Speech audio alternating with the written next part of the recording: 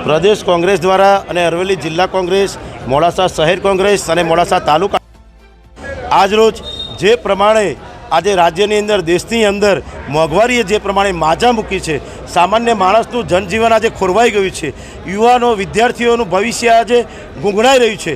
જેમ કે ખેડૂતોને આજે ખાતર પૂરતા પ્રમાણમાં મળતું નથી, ભાવ બિયારણના હોય આસમાને પહોંચી ગયા છે, એમની ઉપજો જે હોય તો ઉપજોનો ભાવ પણ પોષણક્ષમ મળતો નથી। યુવાને જ્યારે ખૂબ મહેનત કરે અને પોતાનું ભવિષ્ય ઉજળું કરવા માટેના રાત અને દિવસ પ્રયત્નો કરી પરીક્ષા આપવા જાય તો નેટનું પેપર ફૂટી જાય, આ દેશની દુર્દશા કહેવાય।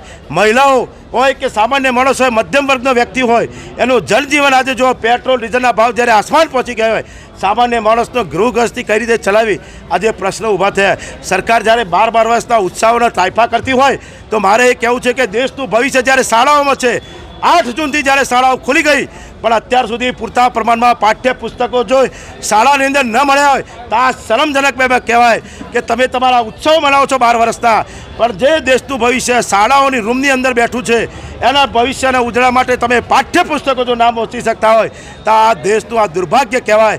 અને એટલા માટે આજે સમગ્ર અમારા કોંગ્રેસના આગેવાનોએ આજે સરકારના આંખ અને કાન ખોલવા માટે મોડાસા શહેરની અંદર લોકોના પ્રશ્નોને વાચા આપવા માટે એક રેલીનું પ્રદર્શન કર્યું છે।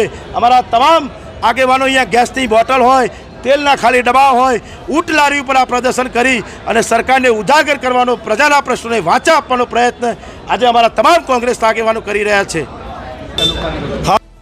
किसान इस देश का जानता ही है, इस राज्य का जानता है कि क्या हालात आ रहे हैं। नीट के कहीं पे पेपर फूट रहे हैं, कहीं पे भ्रष्टाचार इतनी परम सीमा पर पहुंच गया है कि आज भ्रष्टाचार को भ्रष्टाचार समझा ही नहीं जा रहा, वो एक सिस्टम समझा जा रहा है कि यही होगा। उसके अलावा जो युवाओं के साथ जिस तरह से खिलवाड़ हो रहा है, उनके भविष्य के साथ खिलवाड़ हो रहा है। जैसे प्रमुख श्री ने बताया कि पेपर फूट रहे हैं और पाठ्य पुस्तक दिया नहीं जा रहा है। क्या आप 12 साल का जो व्यवस्था है उसकी कौन सी व्यवस्था की आप ये सेलिब्रेशन कर रहे हैं? मैं आपसे पूछना चाहता हूँ मीडिया के माध्यम से, क्या सेलिब्रेशन कर रहे हैं आप? ये सेलिब्रेशन कर रहे हैं कि जब हिंदुस्तान के इतिहास में डॉलर का भाव इतना नहीं था और वो बढ़ चुका है, उसका आप सेलिब्रेशन कर रहे हैं?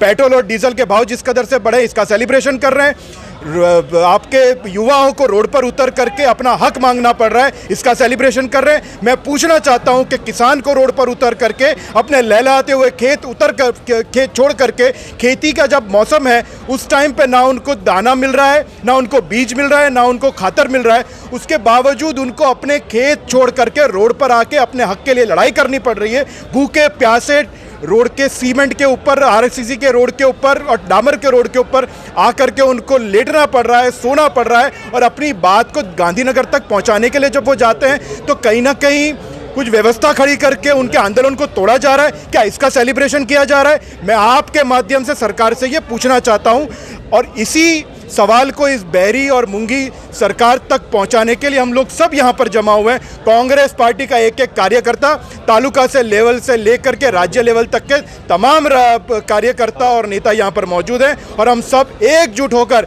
एक ही बात लेकर के आए हैं कि गरीबों को, युवाओं को उनका हक मिलना चाहिए। जय हिंद, जय भारत, जय कांग्रेस।